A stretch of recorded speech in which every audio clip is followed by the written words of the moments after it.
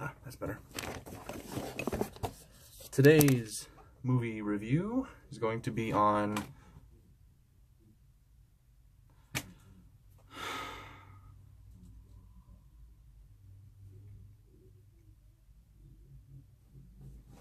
I mean, what can I say that hasn't already been said on social media?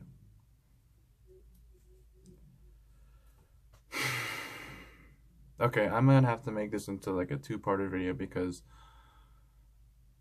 I need to like get my thoughts out on this film, because this movie is like clearly destroying the web at the moment, because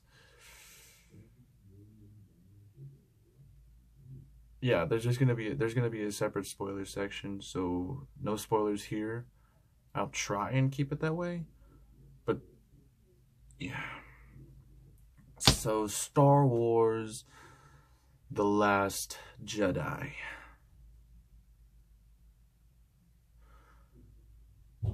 Now I'm gonna say this right now. I'm a Star Wars fan. I love Star Wars. I angled on. There you go.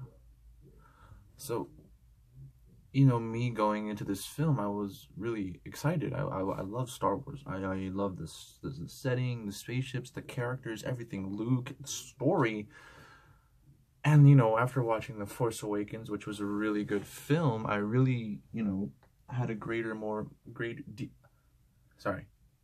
I had a much deeper understanding of, you know, creating new characters, because this movie, The Force Awakens, took such a long time for J.J. Abrams to just name, basically. It took him about how long to name the characters. And then, you know, after Force Awakens, I was like, all right, I'm ready for more. And then I saw the trailer for The Last Jedi, and I was like, oh, that looks so good. Especially the music. The music was really empowering. And then I watched the movie. Let me say this right now. It's a disappointment. It's a very, very, very deep and backstabbing disappointment. In certain ways. I mean, sorry, I thought I dropped something. I mean, in certain ways it's not, but at the same time it didn't live up to the expectations as the trailers made it to believe, because the trailers made the movie look to be the most epic Star Wars film of all, and critics are loving this. It's getting, what, a 93% on Rotten Tomatoes? Congrats, but look at the audience score. It's like 53 to 51. That's because you didn't deliver the Star Wars we wanted. Man, this camera's really bugging me. See, you didn't deliver the Star Wars we were hoping for, and in all honesty, Rian Johnson doesn't deserve the praise he's getting. He doesn't... I mean, people will disagree, but to what I'm saying, but look what other people are saying in social media, Instagram, Facebook, whatever. Rian Johnson does not deserve those 3 extra Star Wars films. J.J. Abrams does. Because J.J. took time to creating the characters like Snoke, Kylo Ren, Poe Dameron, Finn, Rey. And then he just had to add in those few extra characters like Chewie, Han Solo, Luke, Leia. And in this movie, it doesn't transcend it. It makes it mid-level. It's, you know,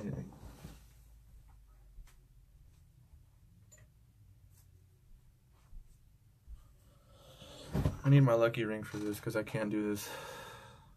So I can have something to stare at the cameras while moving. I can hold on.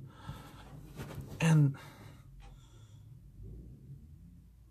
I don't know, this movie is just like, okay, I'm gonna say this. It looks good on screen like this. The visual effects, the lightsaber fights, the spaceship battles look amazing. Like, that's to my opinion, I think Rogue One was the best, you know, set piece of Star Wars ever.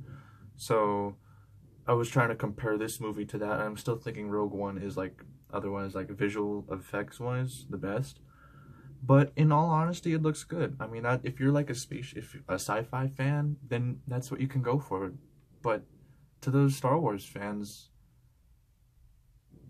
I don't know what else to say, because this movie was just another disappointment. I mean, I liked it to a point, to a certain degree, and I realized that I think the main cause of that was how long the movie was. This movie was actually around 2 hours.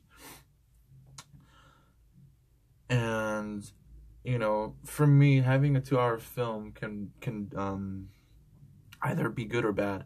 Good, it can like make it's probably well paced. You know, you don't even think it's 2 hours, but at the same time, it's good.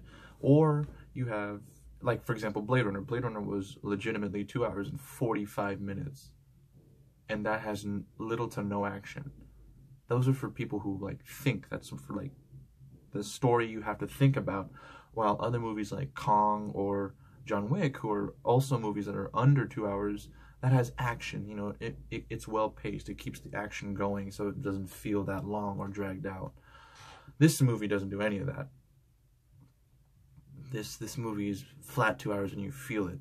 It has action, but it doesn't make sense. Here's how I would describe it. And I'm going to try not to spoil this. It's, imagine The Fifth Element with George Lucas's label on top of it. That's how I would say this movie was like. And I love The Fifth Element. Bruce Willis was so much fun in that movie, and you know, I don't know. Seeing this movie was just, it was like, okay. And this was one of my favorite, one of the most exciting movies I wanted to see. I didn't want to miss this. But then walking out of the theater made me feel like I was missing something. Like I wanted more. Like, give me more. And I'm pretty sure I'm going to have to wait till the DVD comes out, because then I'm going to have to wait till what Rian Johnson said to this bull crap. Yeah, and I'm going to get into that spoilers later, because I need to like let loose my thoughts. For those who are a Star Wars fan, watch the film. I'm not saying it's like, just watch it to see what I'm going at. If you're not going to watch the spoilers, then don't watch this video. Then don't watch this video. But if you want to like understand where I'm coming at, then watch the movie. Because then I don't know what else to say. Like, man, okay. It's hard not to talk about spoilers, considering that like this is one I don't want to like.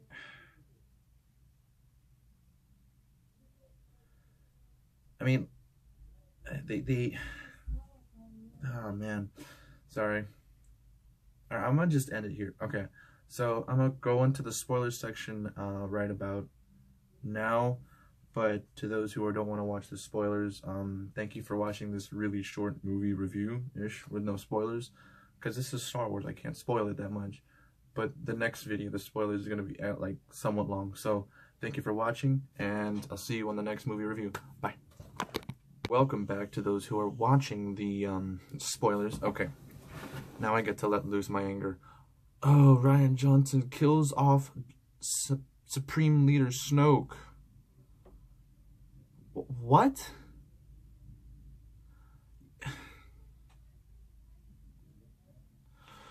First of all, I'm not saying that Snoke is like my favorite character. Here's my opinion. Snoke, for me, when I first watched The Force Awakens, he was the most unique character. Kylo Ren looked like another Darth Vader for me, especially with the duck-looking helmet.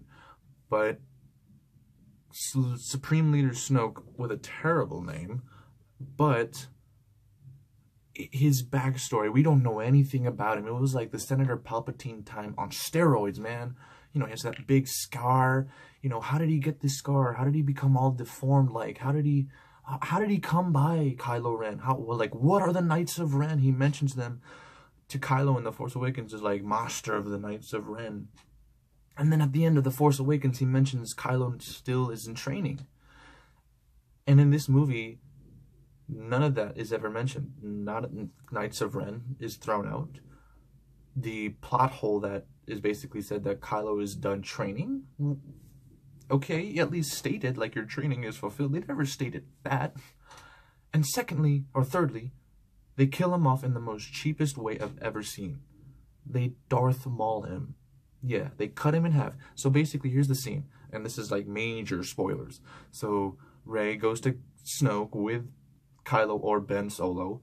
And then next thing you know, Kylo is basically backstabbing his apprentice. Because he has captured the blue lightsaber that Luke has, making it turn on his side. Then next thing you know, it's ironic because Snoke is boasting to Rey that my apprentice would never betray me. And the next thing you know, boom, sliced in half. Why? Why? You don't do that. You created... J.J. Abrams probably took like 5 hours creating that character. And now look what you did. You just basically shit on all over it. And then what's even more, Finn is not even a character in this movie. He's like a side character. In The Force Awakens, he was like, oh, I'm part of the Resistance. Yeah. Or he was the unique one that he was able to kind of go away from the First Order. Now he's just there. And with this Rose character, granted, I don't know who you are, this actor. I don't know what her name was. And I'm pretty sure she's been in a lot of films. And I'm you know, she looks like a nice character. But this love connection that they're trying to do is not right. In a Star Wars film, do it in a different way, man. And it's such an awkward situation because during the last act of this Last Jedi, Finn is like sacrificing his life to be... It's like the rookie pilot, basically, where he's trying to go balls up and destroy the cannon that is going to blow something up. And then he's dead on. He has lock on target, and he's like he closes his eyes. He's ready to do that, and then all of a sudden, Rose comes out of nowhere and knocks him out of the cannon or something. And I'm just like, what? I was ready with the tissue boxes, man. And then she's like, I saved you, dummy. And I'm like, no, you didn't. You made him lose the mission. The mission was to destroy the cannon, no. And then here's the worst part is she says this, you save someone you love, and I'm like, this is not what I expected. And then they kiss, and in the background, the most clicheest thing, the background is where the thing blows up, and then they kiss, and it's like, this is not, no. You ruined Finn's heroic moment, and you ruined the story completely. And then even better, even weirder, is the reason why I mentioned the Fifth Element is because they go to this casino, Canto Bite, whatever it's called, and they try to find this master code or whatever. And it's just, and I mean, the scene was actually kind of cool in a way because, you know, they explore, you know, Star Wars is about exploration. It's like, no offense to those fans, it's kind of like Star Trek where they explore worlds. But Star Trek has a more, I guess, broader plot than Star Wars. But anyway, I'm getting sidetracked here. So they go to the Cantina Bite planet, whatever, and they find this master break or whatever. And it just felt so wrong. It just felt like, am I supposed to be here or something? Because one, I think the scene was too long or something. I don't know. Until to the point where it's like they meet Benicio del Toro, and I have to say Benicio del Toro's character is one of the only unique characters in this film because it turns out he's the master coder, and he has this really unique study. He's all like, so you want to need a ride, and the reason why is because we see in one scene why he has a stutter is his mind processes things so fast. We see him typing on a keyboard like this, or he's doing this and stuff like that, and that was the most unique bit out of everything. And it didn't. That was it. That was the only thing I can find unique about this film, other than like that. See, that's it. And this movie like takes things way too comical. There's too many jokes, and granted, I love jokes. But when you have like scenes that need some serious tone, they're not right. Like, for example, like Luke's daily routine on the planet. He's like squishing out blue, whatever that milk substance was from those weird little elephant-looking aliens, and then he's like squishing out the nipples from it, and even like he looks at the camera and drinks. I'm like, sure, that is funny, but no, it's disgusting. And like, I don't understand this film, man. Like, the one thing that also I questioned was Luke's motivation. Because Luke is a Jedi, right? Yeah. But he wanted to kill his only nephew? He wanted to kill Ben Solo. He went so far off the Jedi code to the point where he wanted to murder his own nephew. What? And better yet, he wanted to kill himself. Yeah, there is no reason why he's on that island. They don't know. The reason he's on that island is he wants to die. He wants to die. Sure, you're eating a bunch of fish. You're hanging out with a bunch of housekeepers, the civilians on the island. Sure, that's totally killing yourself. No. And to top it off, he thinks that the Jedi should end. Since when? You're the one who is... Why do you have scriptures of the original Jedi text, and then yet you still want to... You say, the Jedi should end.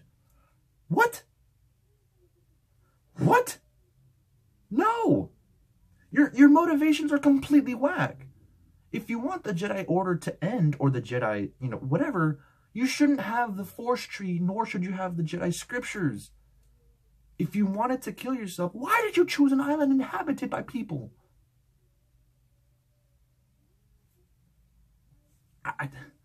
And Leia, like, I love Carrie Fisher, I love Princess Leia, General Organa.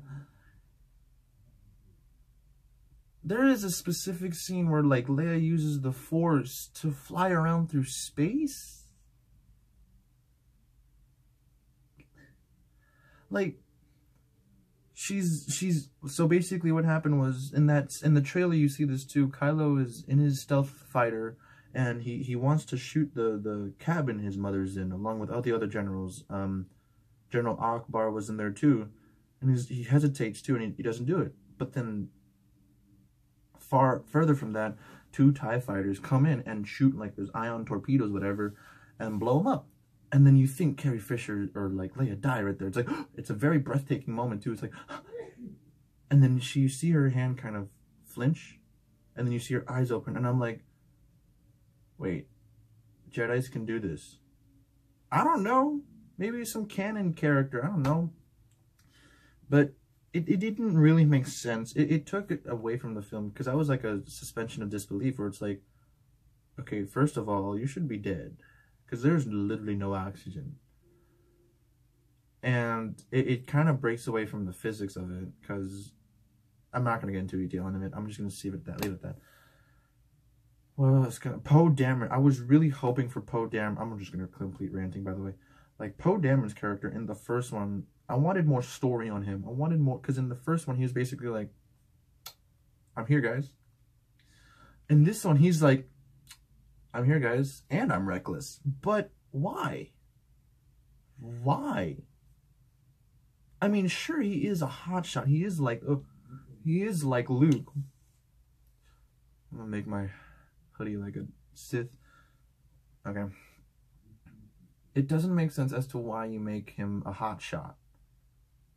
Because in the first one, he was because that's the continuity error right there. Because in the first one, he was all like, go team, let's do this together, we got this. And he worried about people dying. He legitimately worried about people dying. In this one, 5 aircraft carrier or bombers blew up with like a bunch of crew members, and now he's all like, so what, they died heroes. It's like, did you have a major tone shift or something? You went from a go team guy to a warrior, self-obsessed. Why? This movie just breaks the continuity of things. And apparently the First Order ruled everything after what happened with the First Order and their Star Killer base. Hux is apparently a drunk. He looks like a drunk in this film, I'm not lying. Snoke is apparently just... I hate it when they kill him, because I love his character. It's so unique. It's so juicy, funky, fresh, man. It was just like, give me more. I thought he was going to be Darth Plagueis. We all thought he was Darth Plagueis. But here's my theory. that was a clone. That was a clone. That is my theory. Or it's not him. It can't be him because they can't make it too easy. And considering that J.J. Abrams is going to take the other film, so make another Snoke. Make another Snoke. I don't know. What else can I talk? Rey. Actually, yeah, here. This is another one. Rey's lineage.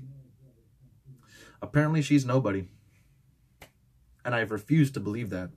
So in one scene, Kylo, after they kill all the whatever those red guards were, and Snoke, you know, Kylo wants to become the supreme leader now. Why? Anyway, he says your parents were scrappers. And he has that moment where it's like, feel it in your heart, you know it to be true. That was the Darth Vader moment right there. But it didn't work. And to me, it was just like, the things I want to say. It didn't make sense. It didn't work. It didn't. But I'm hoping that's a lie to kind of convince Rey to join the dark side again. Hopefully JJ would fix this. Because this movie it's not terrible. It's just disappointing. Very disappointing. And I totally forgot about the rating because in the last review, because I was just utter upset about this. I'm going to get to that at the end, but...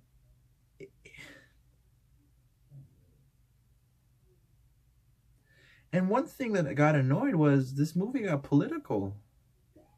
It got political in animal abuse, child slavery, war, or all those 3 different subjects. In one scene, they mention Rose's character mentions that they abuse these beautiful-looking animals that look sort of like dogs and hyenas combined, but cuter, with like these cute little ears and stuff like that. And they mention how, like, you know, these animals get abused for money and betting, and then they mention the kids. They even show shots of these in the same shot where, you know, there's child abuse, child labor, and then Benicio del Toro character mentions how it doesn't matter on whose side you're on in the war, because they stole a ship of like a bad guy.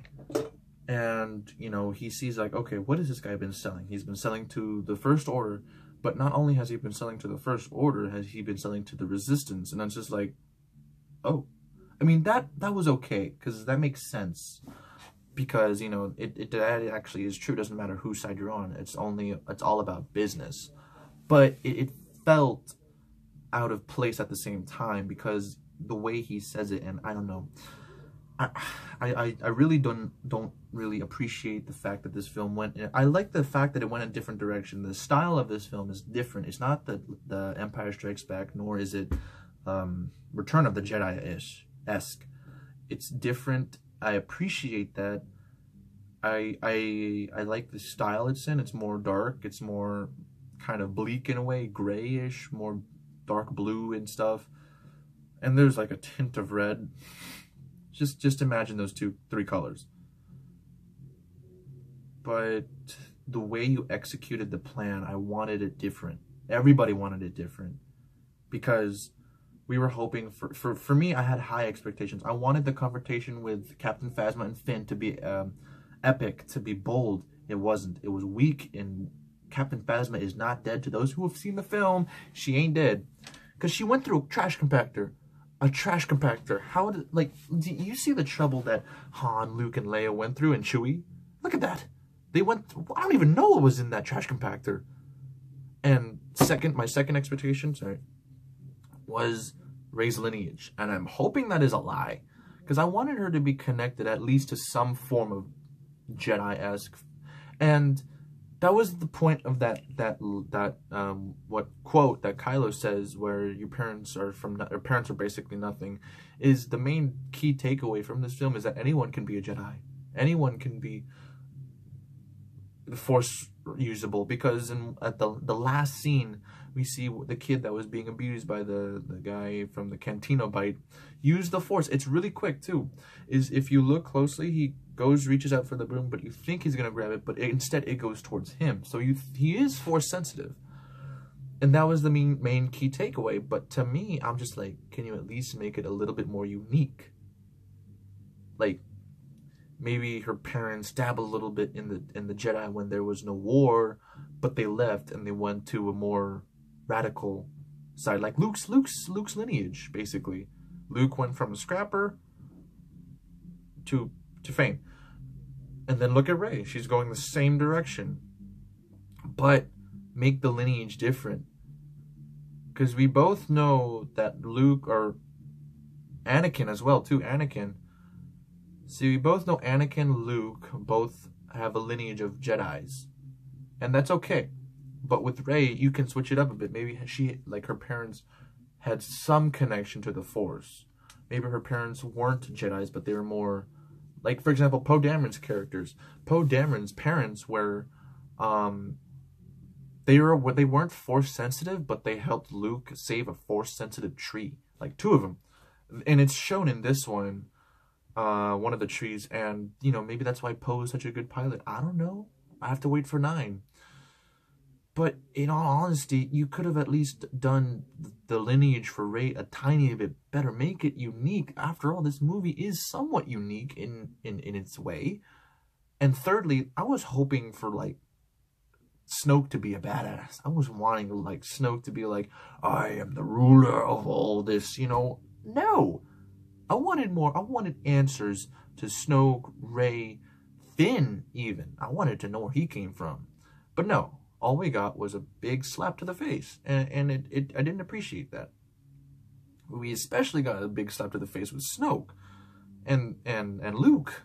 Luke dies. Well, he doesn't really die. He kind of goes the same way Yoda and Obi-Wan did, where he goes into the Force as a Force ghost. Oh, and Yoda is in this film for some reason. See, this movie could have done so many things better. Where, for example, Yoda is in the film towards the end of the film, where we see, you know, him interact with Luke. And yet, throughout the film, Luke didn't want to train Rey. He was like, I want to show you the ways the Jedi messed up, and I'm going to show you why the Jedi should end. And it's like, no, no. Instead, why don't you let Yoda, the ghost Yoda, train Rey in a little bit, maybe like short, like, you're on. Sorry, that was a terrible impression. But, like, at least show some piece of, like, Yoda interacting with Rey so she can know the real reason why Jedis exist. But no, you use Yoda as like a 30-second bit to show Luke that, oh, the Jedi still care. It's like, what? No. Or, you know, teachers always are a failure. You should know that. It's like, what did you say? And to me, I don't know. I really wanted, I hope the 9 would fix all of this, because the continuity blew me away, and I didn't like the continuity. I hated the continuity in this film. For one, they threw away the Knights of Ren, especially. They threw it away. They threw away Snoke. They threw away Kylo Ren's motivations. They threw away Poe Dameron's motivations, or his personality. They threw away Finn's person. They threw away every single key takeaway that I loved about The Force Awakens into the trash can and burned it. They burned it. And I don't even know if I should give one of these away, because I have 2 of these. But I don't know.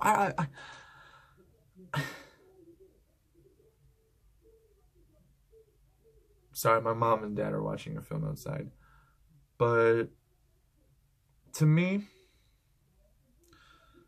I don't know. Like, for me, this film is not the best. For me, my favorite Star Wars film was actually The Empire Strikes Back, because I had the ending. It was like, nah, you know.